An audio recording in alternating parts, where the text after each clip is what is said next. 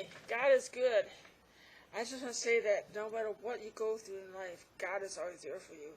Just like God was there for the first 50 chapters of the book of Genesis, from Adam and Eve to Jacob, and what everything that the Jewish people went through, from Adam and Eve, from the flood to Abraham to Jacob and Joseph, God always took care of people. And no matter what, even though God made a covenant with them, He never broke the covenant. Even though the Israel broke the covenant a lot, God still kept His promises to take care of them. And He will take care of you too. So I'm starting with, so we're now done with Genesis. Now we're moving up to Exodus, the second book of the Old Testament, and chapter 1. Now these are the names of the sons of Israel who came to Egypt with Jacob. They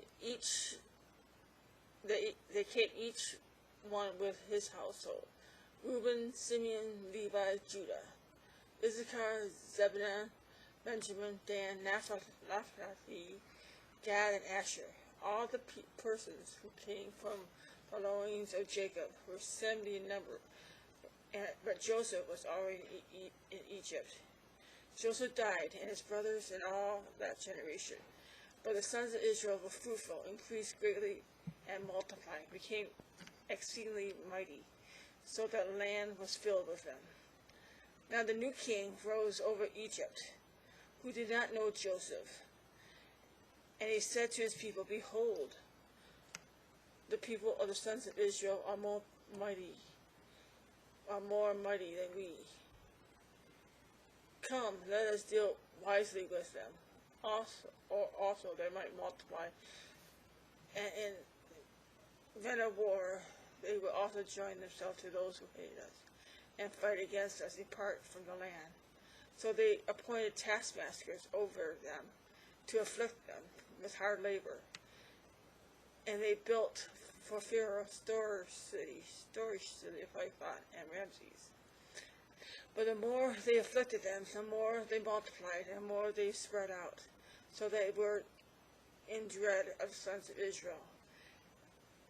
Egyptians compelled the sons of Israel to labor rigorously, and they made their lives bitter with hard labor in mortar and bricks, and all kinds of labor in the fields, and all their labors which they rigorously implored on them.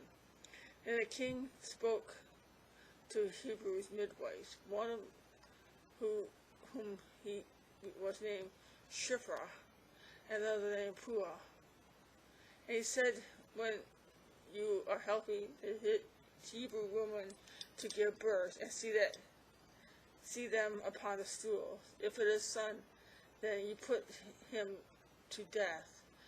But if it's a daughter, then she shall live." But the midwives feared God and did not do as the king of Egypt had commanded them, but let the boys live. So the king of Egypt called for the midwives and said, "Why have you done this thing, and let the boys live?" And the midwives said to Pharaoh, "Because the Hebrew women are not as Egyptian women, for they are vigorous and give birth before the midwives can get to them." So God was good to the midwives, and the people multiplied and became very mighty, because of the midwives feared God and established households for them. Then Pharaoh commanded all his people, saying, "Every son who is born to you to cast into the Nile, every daughter shall live." I know what God took something meant for bad, the death of the firstborn man, and this is when Moses was coming into the world. Moses was cast in the Nile, but not to die, but to be saved by the Egyptians, to be raised by him. I just want to know that, I always know that God is good, and He always protects us and keep us safe. God's plan is so much more greater than our plans. So we must put God first in all things, because He loves us no matter what. And I just want to say that I'm just thankful for all He does in my life. And I don't know what or how I will make it. I just know that I'm going to make it. So, and you just keep trusting God each and every day. And don't let the world try to get you down, or the political aspects, who's going to run, or will we still be a Christian nation like we have been in the past? Or what? God is still on His throne. He's still in control. And He still loves us no matter what. So keep trusting God. Keep praying for this country, folks. This country needs prayer. It needs Jesus. And only people who are on the knees praying can save this country. So keep looking up. Keep trusting God. Thanks. But keep praying.